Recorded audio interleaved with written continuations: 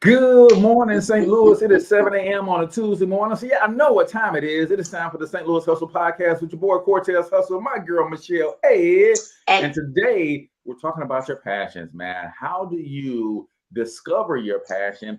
And some of us know what our passions are, but maybe that fire ain't blazing as it used to be. And maybe we need to fan those flames. We need to rejuvenate that passion. So, we're going to give you some tips to help you rejuvenate your passion as well. But I'm gonna need y'all to do me a favor, man. I need y'all to comment in the chat where you're from. Drop the name of your business and or your brand. Smash that share button and let's kick it this morning.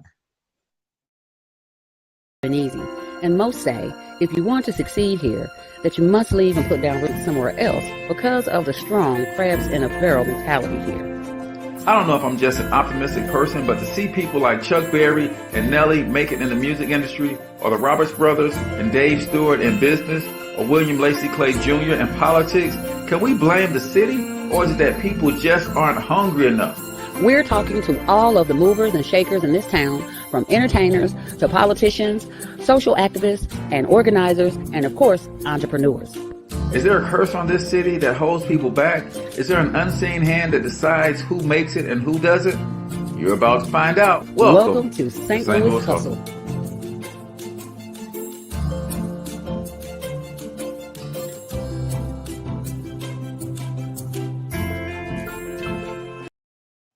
All right, ladies and gentlemen, welcome to the St. Louis Hustle Podcast. I'm your boy Cortez Hustle. That's my girl Michelle. Hey, and we are coming to you live and direct from the Black Bear Success App Studios right here in St. Louis, Missouri. It is the only all-in-one sales and marketing solution specifically designed with the Black entrepreneur in mind. We want to help you with the tools and resources that you need to compete with the national brands in your local community. Because I don't know if you are like me, but I sometimes can't stand these national brands coming in and taking all of our money. We need that money to be circulating locally, people.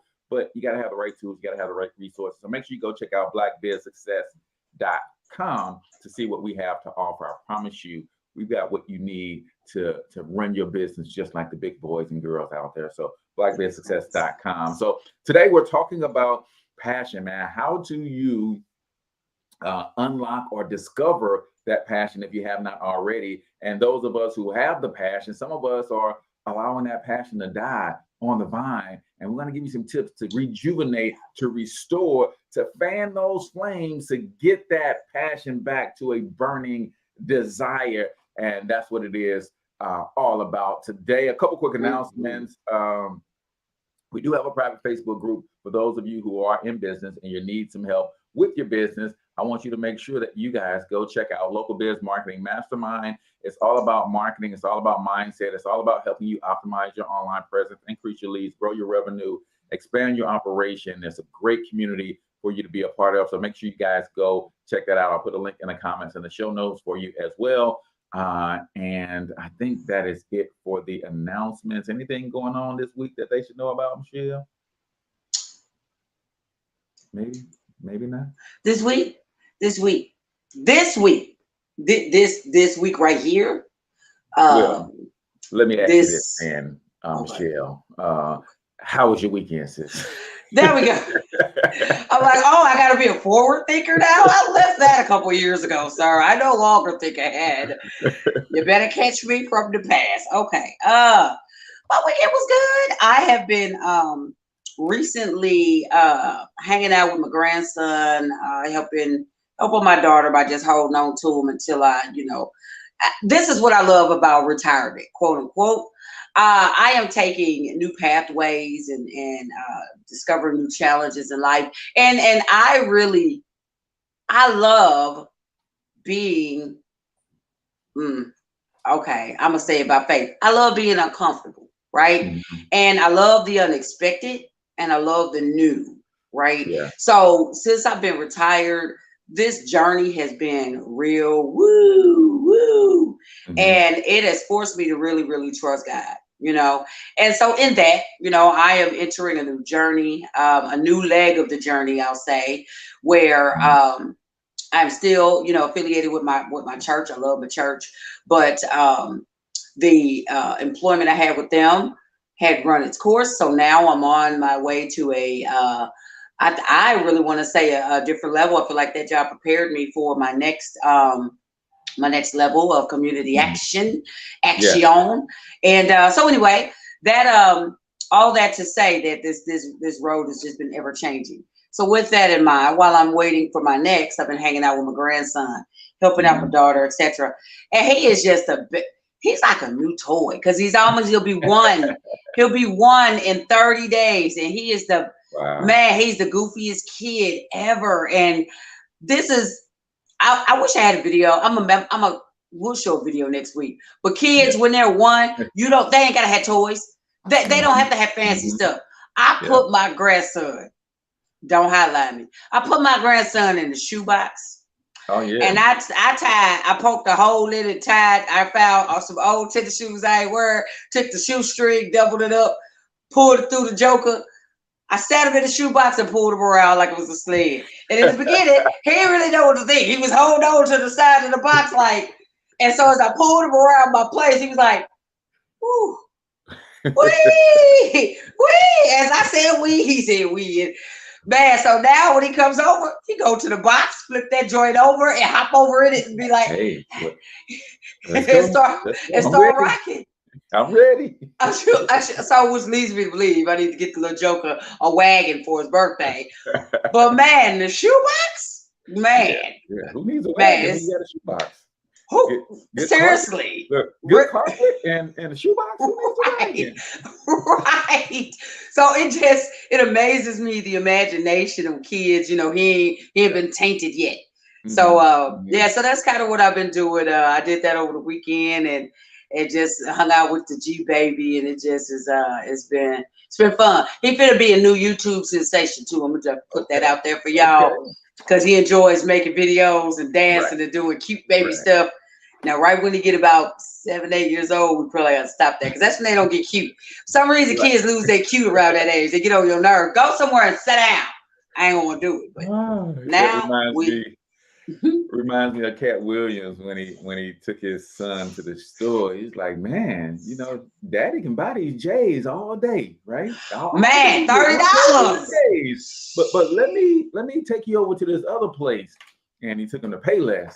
He said, now you can get them one pair of J's, or you can get 30 pair of these right here. Not 30. 30. Them old light up shoes. That's a blinky dudes. I'm telling you, like when they innocent and before the world gets a hold of them and they start to tease a little bit about what they wearing and run into that first friend whose mama and daddy got it like that. And like it's a whole vibe, man. It changes and transforms. Well, that's awesome. My weekend, we went and saw The Woman King. Oh, I gotta do it. I gotta do it. I gotta go see it. Now, at the movies, you guys went? At the movies? Yeah, like it's in the theaters and #1 in the box office, over 19 million for the first week. And it was just like it was like Sugar and I, that's our thing. That's our jam. We go to the movies. Normally we go in the middle of the week where we know we ain't gonna run into anybody, but in the weekends, it just kind of people haven't been coming back to the theaters yet. So it's usually empty. Really? And when we got out the car and I saw all these black women headed in the direction of the theater, I said, packed up in this joint. Oh, wow. It was an amazing experience. So I will tell you. Oh, gotta be there. As black women, like you gotta go support a film like this because it is truly a unique story with a unique spin. The cast was predominantly female.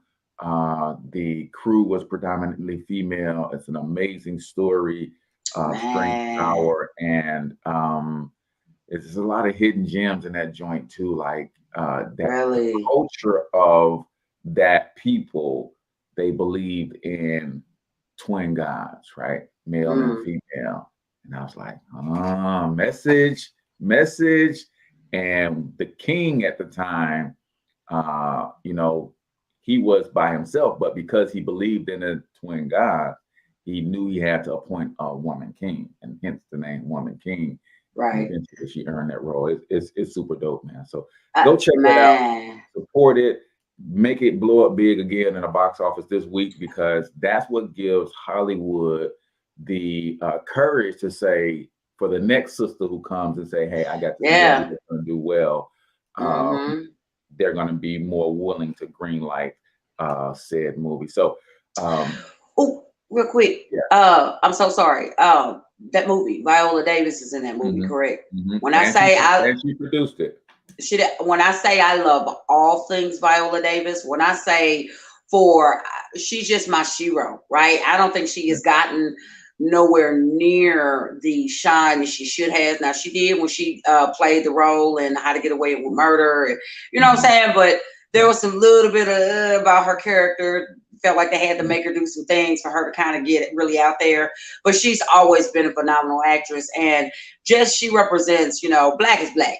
But unfortunately, we put the stigmas between dark skin, light skin, brown skin, etc.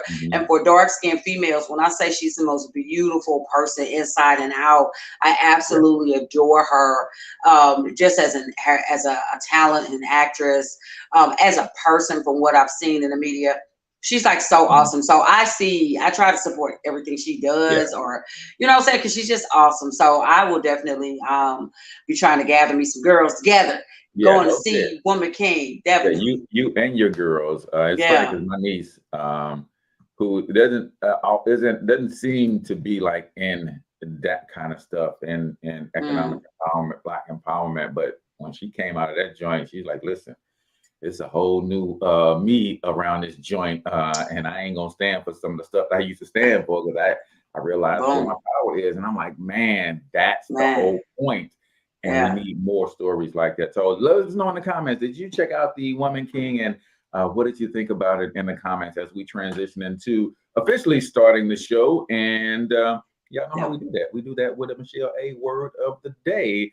So before we get into how to uncover or discover your passion and how to rejuvenate that passion if you're losing the fire, we get into Michelle A word of the day. That's where Michelle is going to give us a word from on high, or maybe on low. I don't know, but we're going to see. I might slide in the middle this time.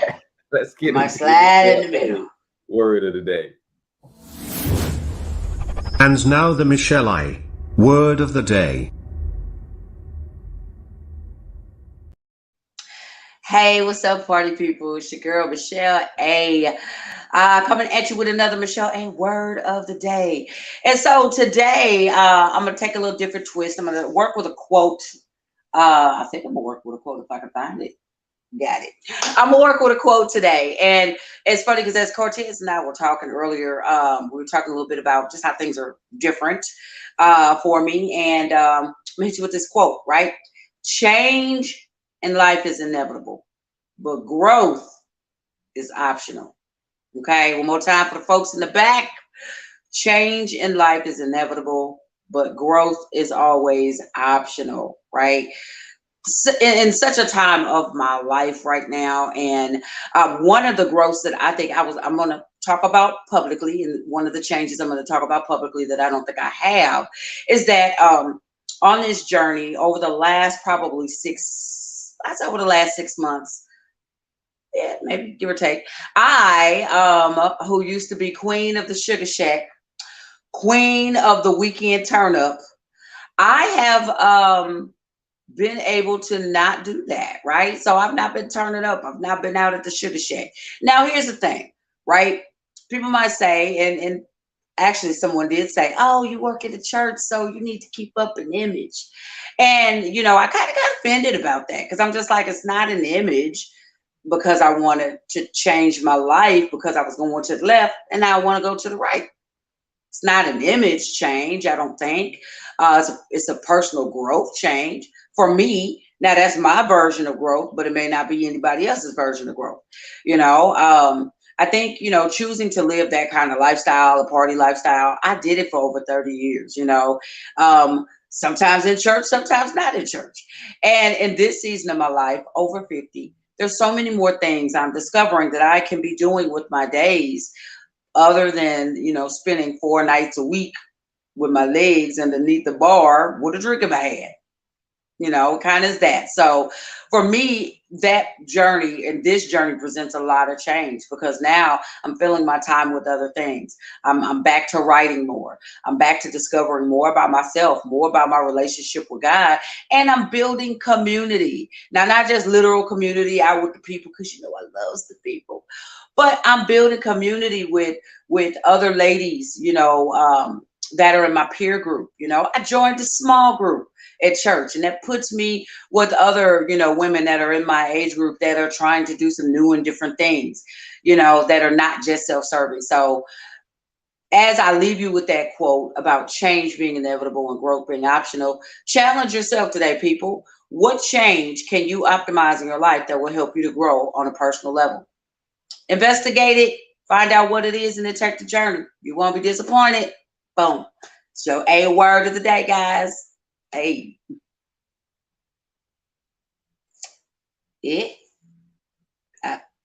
Wait, I can't hear you. Can you speak up a little louder? I could just barely hear you. My bad. That Okay. is a good word from on high. Okay. Growth is optional, man. It is optional, and it has to be intentional too. Like you have to want to grow, and you have to seek to grow. I was coaching with a young lady just yesterday, and she was talking about getting one of my programs, and I was like, this program is going to stretch you, but it's not going to overextend you, right? Mhm. And you have to be willing to be stretched because that's where the growth is. It's in the stretch. Absolutely. If you can just do it with no pain, you ain't gonna grow in there. And you're just not. You got to be willing to stretch. So great word, great word. So let's tell the people, Michelle, how they can discover their passion. Man, let's talk about it. Let's talk about that. Cause one of the things that's working out for me as I'm enduring change is I'm discovering and reigniting some of my passions. Yeah. Ta-da! And it ain't. I just want to put my disclaimer out there. You know what I'm saying? I will have a celebratory drink, or here or there. But man, oh man, my passions have really come alive. Now that I dried out a little bit, I'm gonna just say. Now I wasn't no alcoholic, but I'm not ashamed to say I might have been a drunk. I wasn't alcoholic, but I might have been a drunk. Right. There's a difference. There's a difference. So and that's one of those things where I think sometimes if you're not intentional, like you can find yourself in the sugar shack 4 nights a week because you're not intentionally saying, hey, I'm trying to get closer to this goal. You're saying, oh, wherever life takes me. And just so happens life kept taking you to the bar. It kept taking me to the sugar shack. And I have to look back. I was like, I'm going out more with no job than I ever did when I was employed. How does that work? And who's financing it? How did I have the money to be in somebody's bar 4 nights a week when I ain't had no job? I was like, how does that happen? So I will tell you, if you want to come away from something that's not serving you, you might want to unlock a passion or 2 or 3 to move you in a different direction. So absolutely, we got some questions that we want to ask you guys to ask yourselves about uncovering this passion, right? I've got a theory on passion I'm going to share with you guys in a second, but passion and purpose, identifying your purpose. This is a quick worksheet. As quickly as possible, write everything that comes to mind. What are your hot button issues, things you really rant and rave about? Children, poverty, economic empowerment, Black people, women's movements, like whatever it is. Save the trees. Save the trees. If that's your jam, we need to be driving electric cars, whatever it is, right? Those are hints. Those are clues. Those are telltale signs of where you probably should be investing your time. So here's my thing on passion, Michelle. You may have heard me say this before, but I believe that the God I serve has put these passions on the inside of us, right? These things, because we care about things and we don't even know why we care.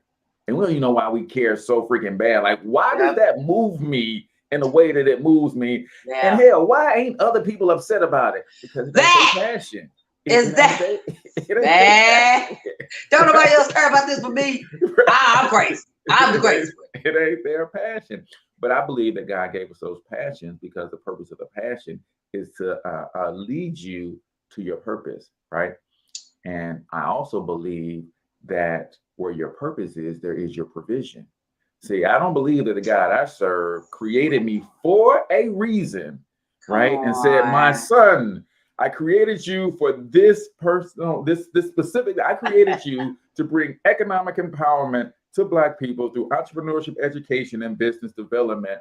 But while you're fulfilling my mission, you got to figure out how to feed, clothe, house, shelter, and entertain yourself. No, I don't believe the God I serve does it that way. I believe the God I serve says, because you're doing what I created you to do, then the feeding, the clothing, the housing, the entertainment, the everything that you need, that's on me. I'm gonna take care of that for you. You just take care of what I built you for.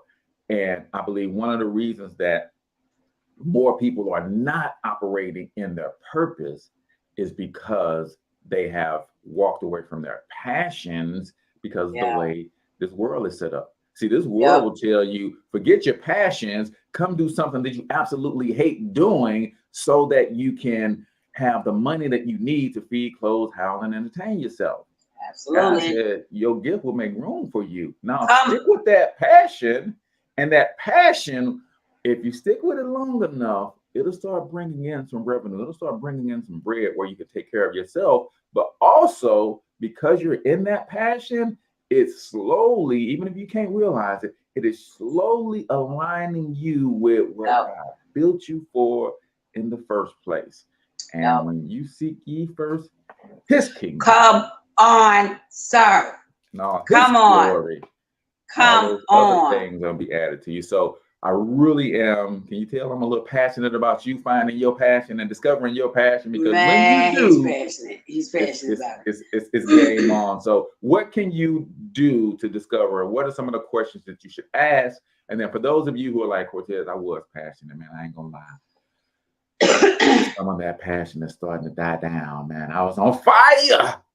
And now I barely got a spark. Well, we're going to help you guys too, but let's help those who need to discover that passion, right? Number one, ask yourself this question. What do you love to do? This stuff ain't hard, right? What do you love to do? Man. This is one of those things where, in the exercise, it says write down whatever comes to mind, right? Because some of the times you can't connect your love for certain things to a passion and a purpose. So just write down all of them, right? Yep. Like one of my gifts from God, Michelle, that I never really knew was a gift is patience. Like that's a superpower for me. It is, because I be worried your nerves. A lot of people don't have patience, but and if you don't write all of this stuff down, things I love, and just start looking at it and start being intentional and analyzing, I would have never known that really patience is why I'm in the tech space. Because you gotta have patience with a lot of people who are afraid of tech and they don't want to do computers and the internet and social media and all of this stuff, but it's what helps me be successful. And I was like, man, guys, you knew before you created me that I was gonna be born and living in this time where I'm going to have a passion for this and I'm going to want to help people, and it's going to require a whole lot of patience for me to be able to execute on that.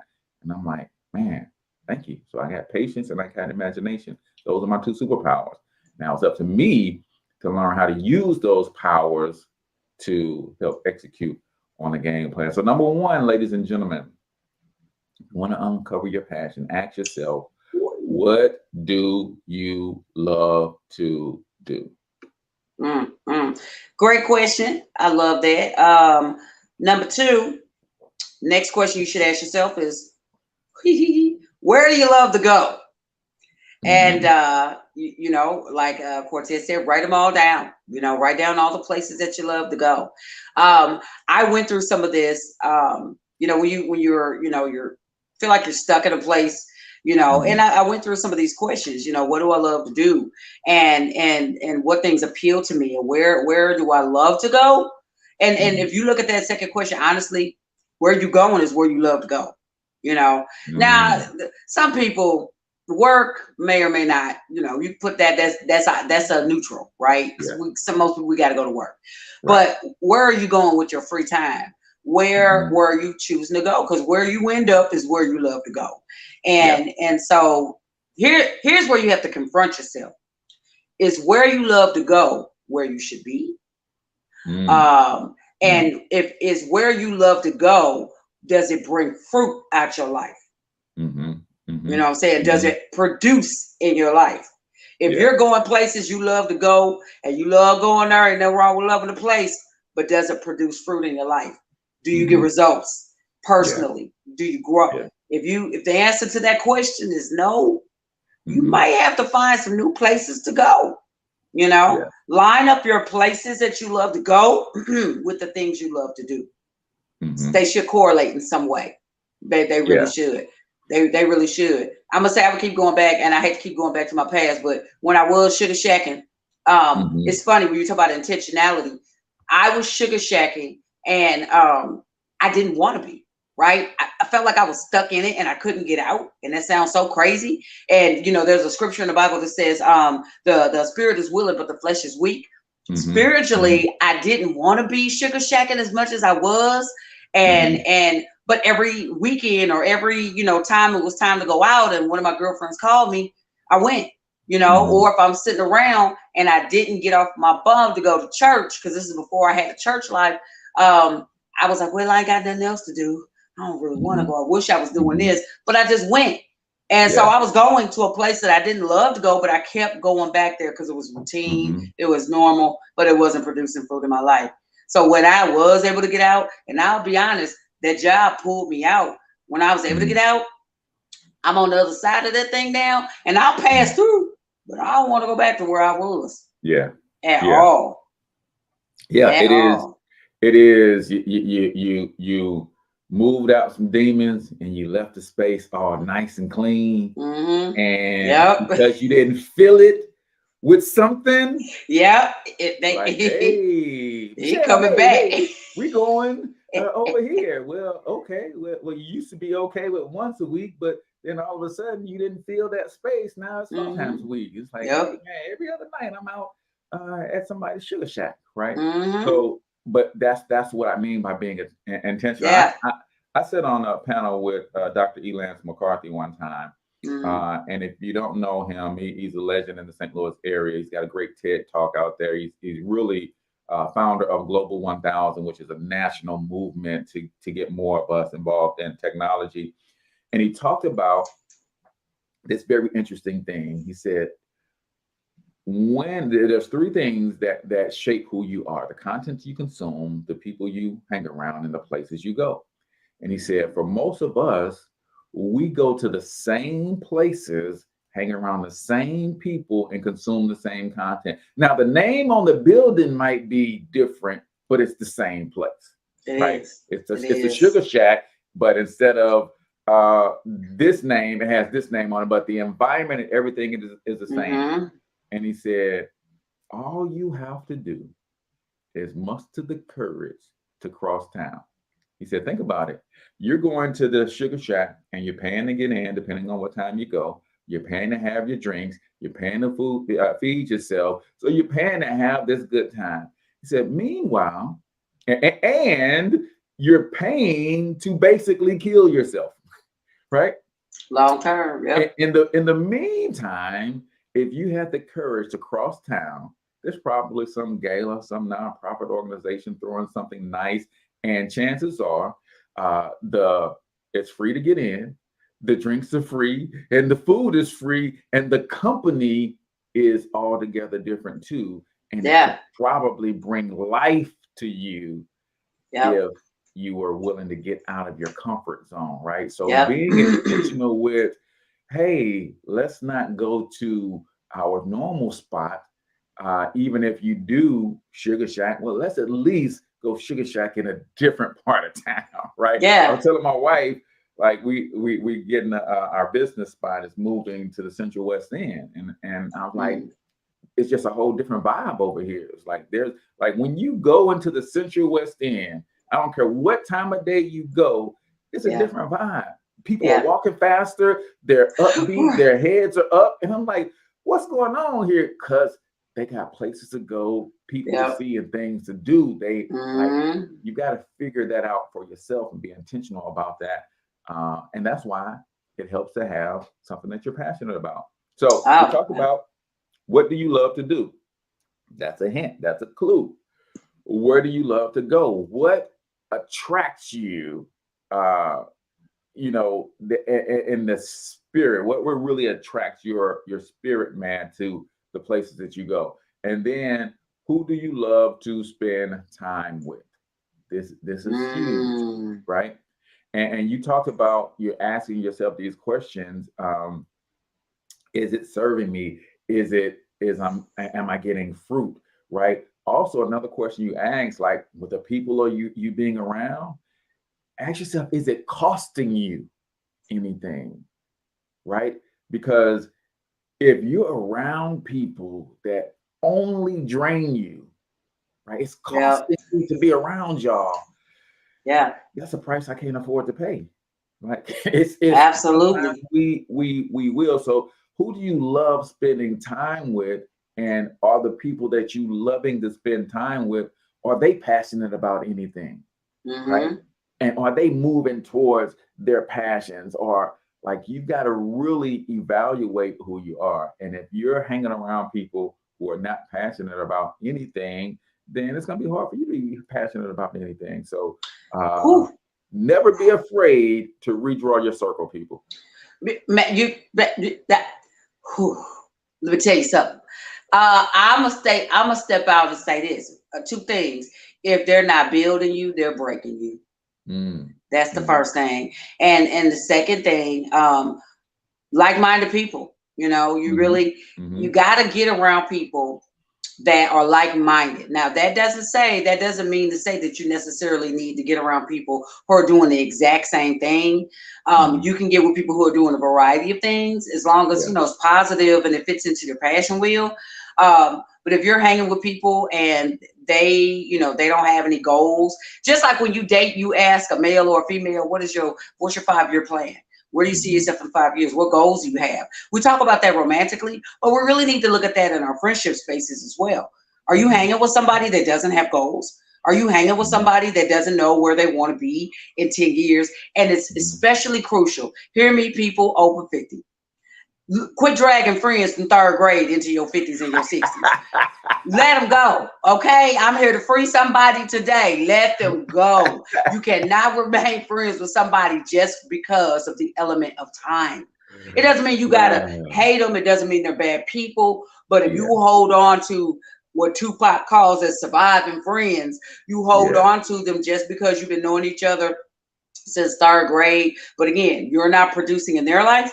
They're not producing in yours. You just dragging around a 200 some odd pound paperweight, you know, because you're not benefiting one another. And God put us here to not just have communion.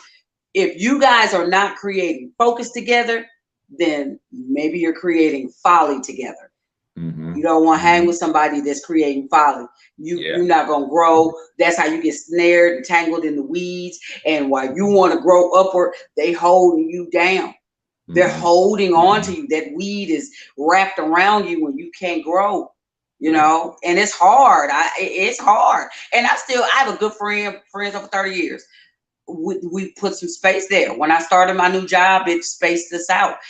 We almost kind of flip-flop. She now go and Sugar Shack by herself and be out, and she do different things, and God bless her. You know, we talk once or twice a week, maybe, you know, but for me, I know that she wasn't necessarily willing to do some of the things that I wanted to do, community things. That's what my passion is, in people, and she didn't want to do that.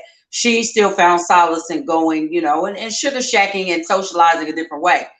Right. When I looked at it, it didn't yield me fruit. So I had to let go of that relationship. And it was hard. It was like a breakup. It was hard.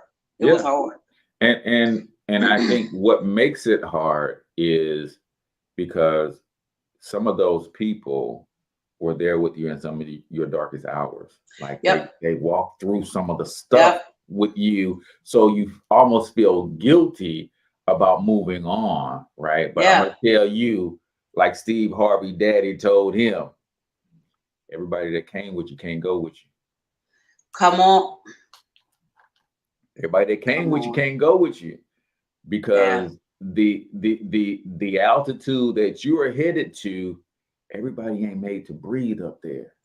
Come on. Like that's just real talk. And some people don't want to even try to see what it's like to breathe up there, right? I call it blackophobia, Michelle, right?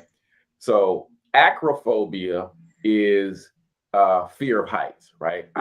You get me beyond second story, and it's like, if I can't jump, then I don't want to be any higher than I can jump and safely land, right? I have acrophobia. That's a fear of heights. Blackophobia is Black people's innate fear of ascending to new heights. Now, there's a real reason that we have this problem, right? Because when we came out of slavery and during the Reconstruction era, every successful Black person was under threat of death, right? That's why our cities were burned down, because when we succeeded, it became a threat, because the challenge has always been not Black against white, like they make it. The challenge has always been class. What they do is they hide it between Black and white, but no, this thing ain't as racial as we believe it is. It's more classism than racism. But if they can keep the two brokest populations, the two brokest classes eyeing each other, so white people saw Black people succeed, and like, how in the heck is that going on? And there was some natural conflict, right? Black people saw white people across the tracks and like, man, what are they doing? Why are they catching all the breaks? That had nothing to do with our disdain for one another. That's all from the top down, saying, hey, we're really the elites, but if we can keep y'all fighting each other, ain't neither one of y'all gonna look at us as the problem. And that's where we are. So Black people literally have in us an innate fear of success. So we self-sabotage a lot, because ask anybody about building any business. What's one of the first things? Well, if we rebuild Black Wall Street, they're just gonna burn it down again, right? We have this fear internally in us that if we ever get too successful, it's gonna be a problem, right? It's gonna be a problem. So we kind of keep things under wraps, or we will only allow ourselves to get so successful. So that's Blackophobia, people, is we have this thing inside of us, and we really got to break through some of that stuff. But you know, to your point, like getting away from people who have been connected to you in a special way for a long time, but those people have gotten to a certain summit on the mountain of life, and they've set up camp.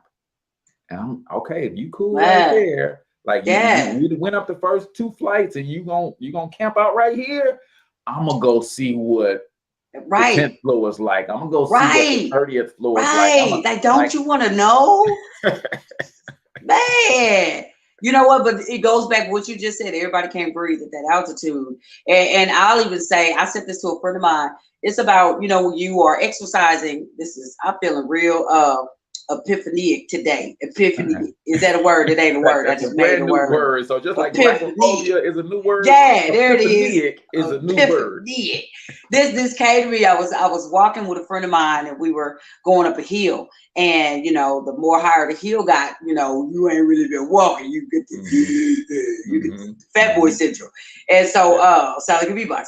And so as I was going up this hill, this thought hit me: lung capacity. Right? Capacity.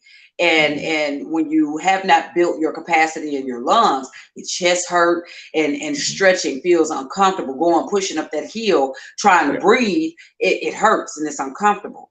But if while you're walking on flat land, you're taking deep breaths in, blowing out, In, blowing out, deep, long breaths. And each time, try to inhale deeper and deeper. The deeper you inhale, I believe, the more your chest expands. You build that capacity in your lungs. So then when you do come to those hills and they are steep, you do have the capacity to get up the hill because you got your breathing together. Whereas you was on flat land, so when you hit the altitude, you was able to handle it.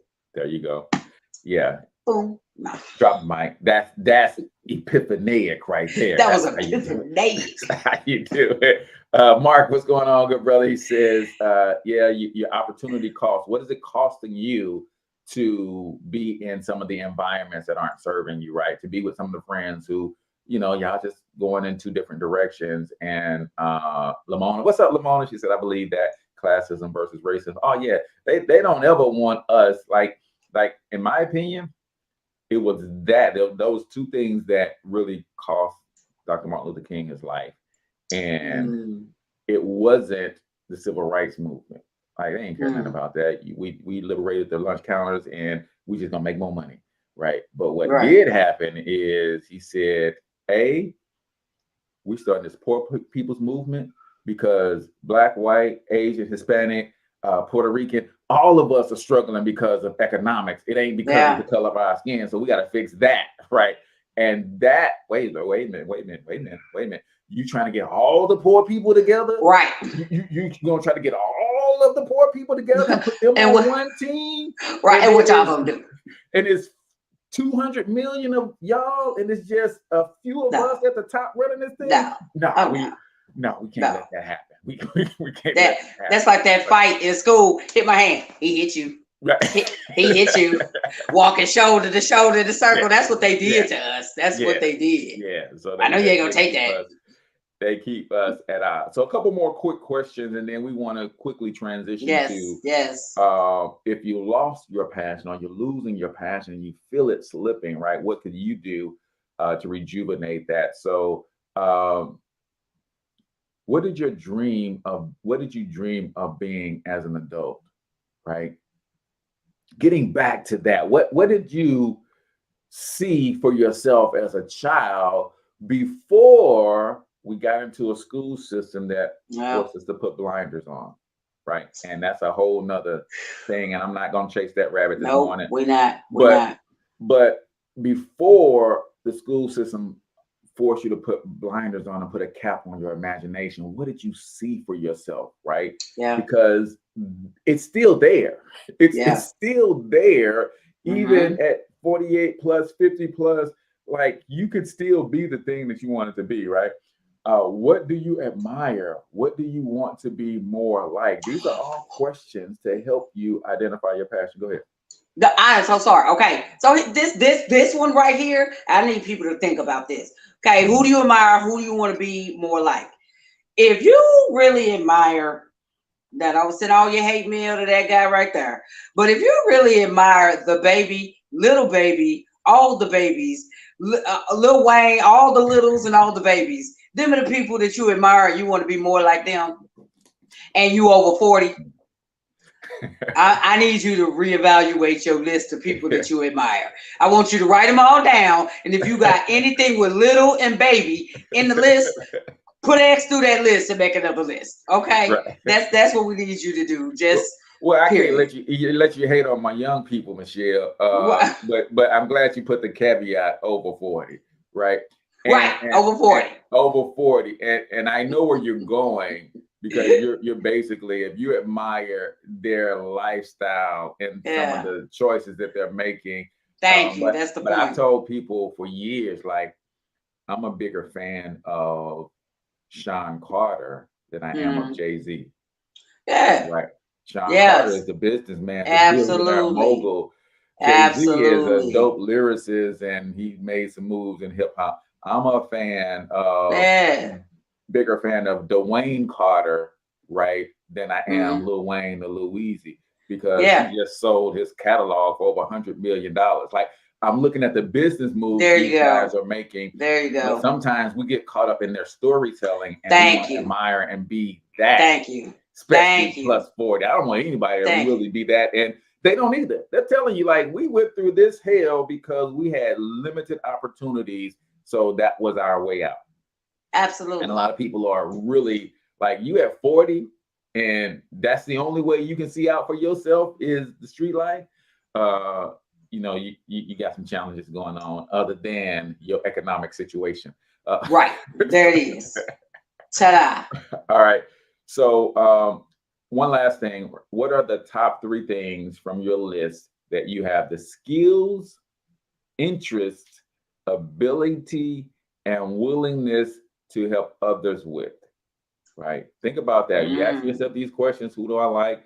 What do I want to do? What do I want to be? Who do I admire? Like now ask yourself, okay, if I admire this person, if I like to go to these places, if I like to hang out with these kinds of people, now start taking an inventory of the skill sets that you possess. And now you start saying, okay, wait a minute. I love to do this, and I got skills to help me be good at this, or I have an insatiable desire to learn how to get good at this. And you probably should be walking in that path. Mark says, I'm rocking with Mrs. A this morning on the 40 plus. So real quick, Michelle, you want to kick us off on how can, if someone is losing that passion, that fire. I used to be on fire for my business. I used to be on fire for my church. I used to be on fire for my community. I used to have all of these dreams and aspirations, but as of late, I'm kind of lukewarm, right? I'm kind of lukewarm, and we know what the word says about being lukewarm, right? Get out. We kind of lukewarm. What should we start to do? Give us some of these tips on rejuvenating that passion. Here we go. We're just going to dive on in. Number 1, you can reconnect with former colleagues. Okay, so that's number 1. If you're feeling more energetic now that the days are getting longer, use that time to look up people that you've fallen out of touch with. Be careful though. Strengthen your network. Call up an old coworker to get together for lunch or dinner or something like that, right? Brunch even maybe on the weekend. I know that is something that I do definitely from time to time. I do it every week. That guy right there. But yeah, all jokes aside, I definitely do that. I call up a good portion of my team. When I was in corporate America, I led a team, and a good portion of my team I still keep in touch with. This was a really, really wonderful thing I did recently. One of my colleagues, actually from overseas, was in town over the last couple of weeks. One of my colleagues, former colleagues from Costa Rica. Those of you that know me know I used to travel internationally with Equifax, and I would go over to Costa Rica and train and several times a year. And so one of those gentlemen, we keep up with each other on Facebook, and he's now moved on to a different company, but he was in town visiting some friends, and he reached out. He was like, I haven't seen you in probably 5 or 6 years. We've got to get together. And so it was really, really good to catch up. It reawakened because this person knew me through several phases of my life and was just a colleague, but he was like, hey, I remember when.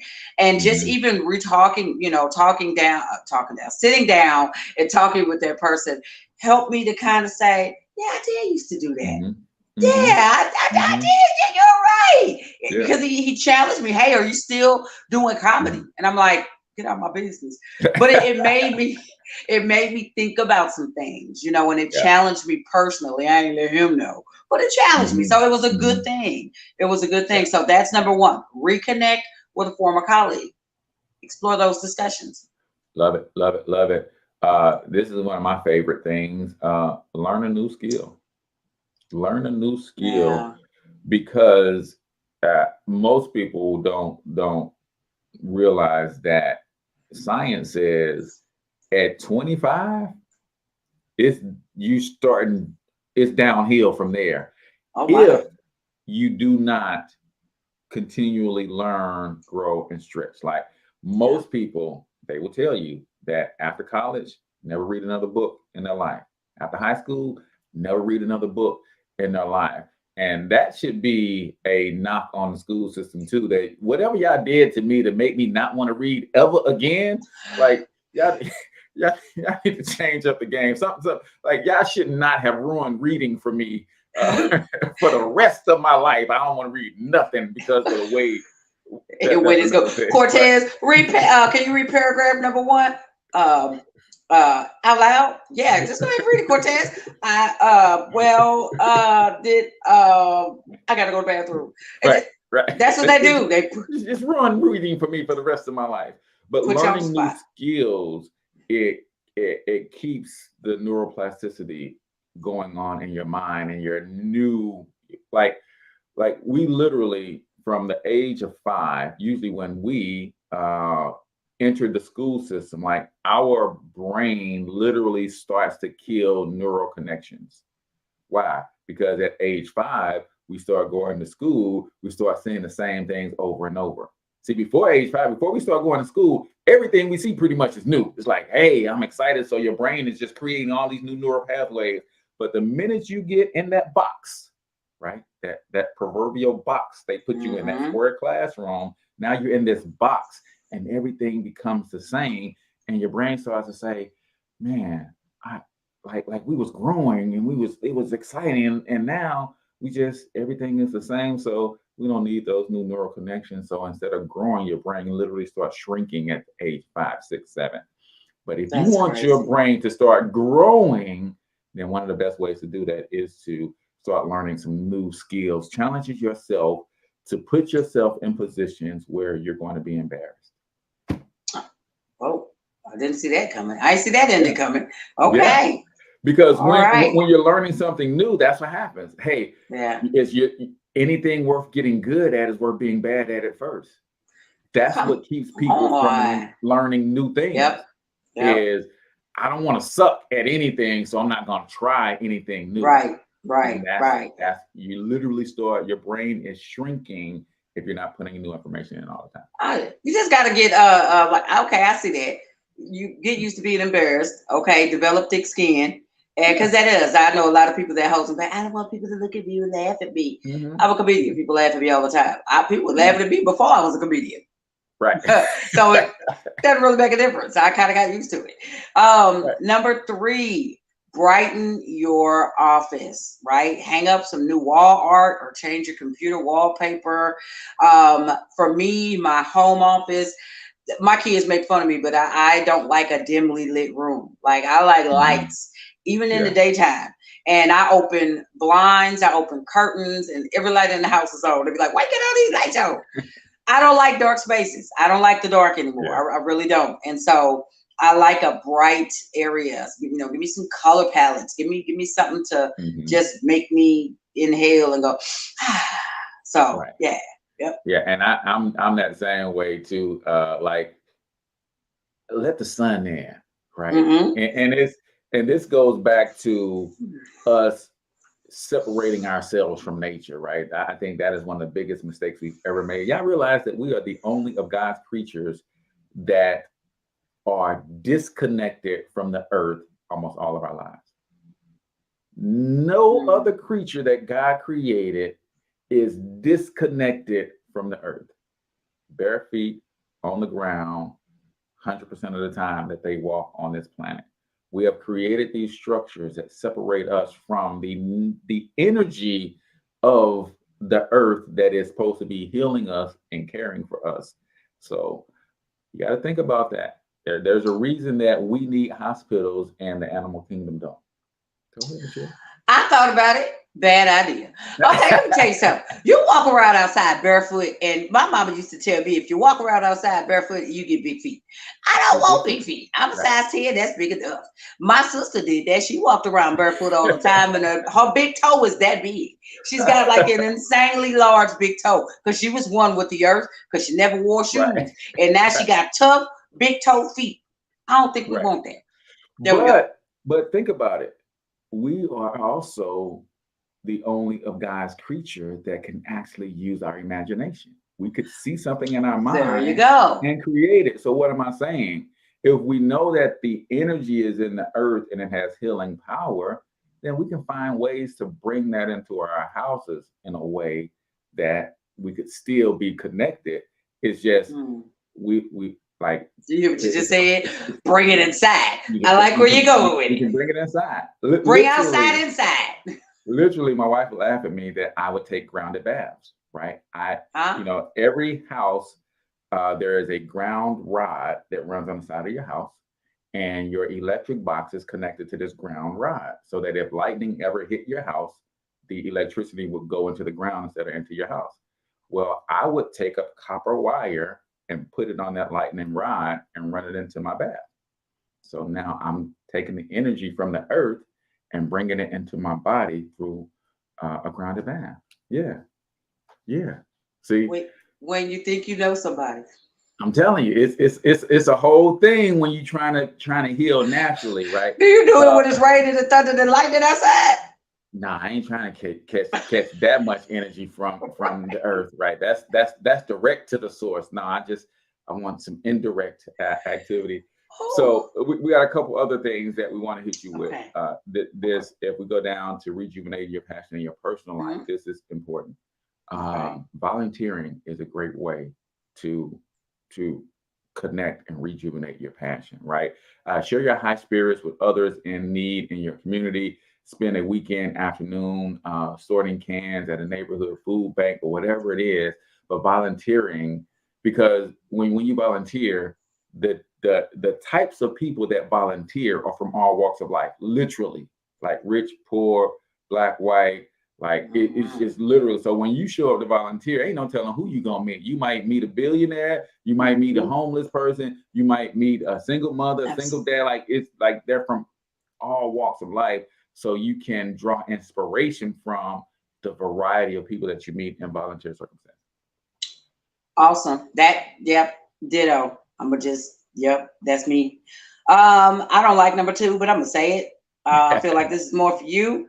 Exercise outdoors. We just talk about the whole outside thing. With your bare feet. With your bare feet. Don't put no shoes on. I don't touch some shoes. Going out there barefoot. I will say this though. I prefer walking outside as opposed to walking on the treadmill. I love to let me go to a nice park. I'll even do the track. But there's something about the fresh air and sweating outside versus sweating inside. So that is something that I do like. I do like outdoor exercise. So yes. I would agree. Number 3, update your look. Right? When you look better, you feel better. And this is something that I had to start doing because, especially as a full-time entrepreneur, I mean, my bedroom is right there. So I don't have nowhere to be. So and most of my work is right here in front of a computer. So I just roll over and come in here and I just get to work. But when I started to go back to treating my own company like I treated other people's company, like I wouldn't show up at other people's company and represent their company any old kind of way. Yeah. So why would I represent my company any old kind of way? Nice. So I literally irons my clothes for the week, and y'all see me, and a lot of times on the show in a collared shirt because I'm like, I gotta represent my business in a way that I represented other people's businesses for years. That's right. Awesome. So take that to heart. When you look better, you feel better. And that doesn't mean go out and spend a bunch of money you don't have on a bunch of stuff, right. But just take time, just in taking the time to prepare yourself in a different way can help you feel better and cause you to think and do different things. All righty. Tend to your garden. Gardening is good for your body and your mind. I should have let you take this one. Mow the lawn, prune the trees and the shrubs. Get that damaged stuff, get that over with so you can get ready for the winter. Get ready for your pretty new flower beds. When I did have a house, I really wasn't much of a gardener. If I cut the grass, hallelujah. But you, sir, I will let you take that one, make, your comment on that because I know you are Mr. Gardener. Yeah, but don't even if it's not gardening, what is that hobby that you like to do? Like, what is that thing that you would like to do? Some people like to do crafts. Some people like to write. So whatever it is, like for me, I love to be out in the garden. I love to put my hands in the dirt or whatever it is. Find something that you love to do that you used to do a lot of and you let life get you away from it. Get back to that, right? That's how you rejuvenate your passions, by reconnecting to the things that brought you joy, that you allow life to squeeze out of you, right? I no longer have time for this. Well, why don't you have time? Right? Why don't you have time? So, oh man, it is 8 o'clock, Michelle. It is time for us to wrap this thing up. Way to go. All right.